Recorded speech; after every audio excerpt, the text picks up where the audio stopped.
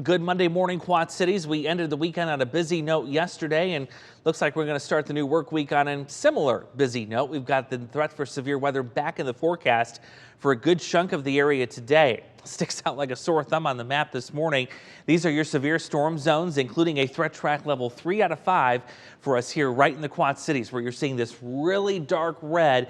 That's our area of greatest concern for those strong to severe storms as we get into the afternoon and evening. So let's break this down, the timing and each threat we're expecting today. Right now, this looks good from 2 o'clock this afternoon until 7 o'clock this evening. Again, a 3 out of 5 on the threat track scale. Notice the damaging wind threat is highest out of all the threats we face, but also can't rule out an isolated tornado or two, especially east of the Mississippi River. This is a great day, by the way, to make sure you've got this, the News 8 app, ready to go at your disposal. You can scan that QR code on your screen right there. That'll get you severe weather alerts. If we need to go live to cover severe weather warnings, we'll stream it right here as well as on air.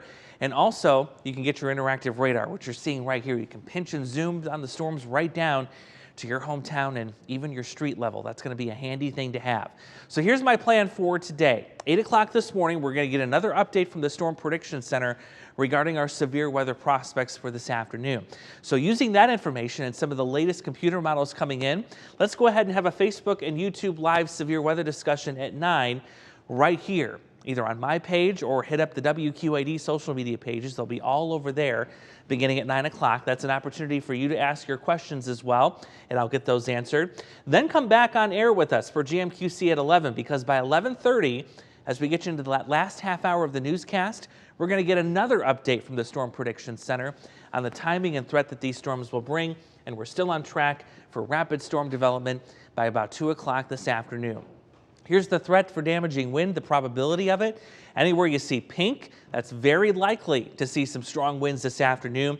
But more impressively here, look at this, the solid vertical lines here, the black lines. That's the Storm Prediction Center telling us that those areas are going to have the probability of seeing 70+ mile-an-hour wind gusts, which you remember, we've had experience with those before. That can create tornado-like damage, so a potentially serious, if not life-threatening situation may evolve for some of our Illinois hometowns, especially as we get into the afternoon. I'm not too worried about tornadoes today, unlike yesterday. However, a 2% risk of 1 or 2 of those hitting the ground as you go Illinois bound here into Sterling, Rock Falls, Clinton, just east of the Quad Cities, Geneseo, Kewanee, and Princeton included in that isolated tornado risk for this afternoon. So let's go through future track, and I guarantee this is almost going to change too. So join us again for GMQC at 11 and Facebook Live at 9.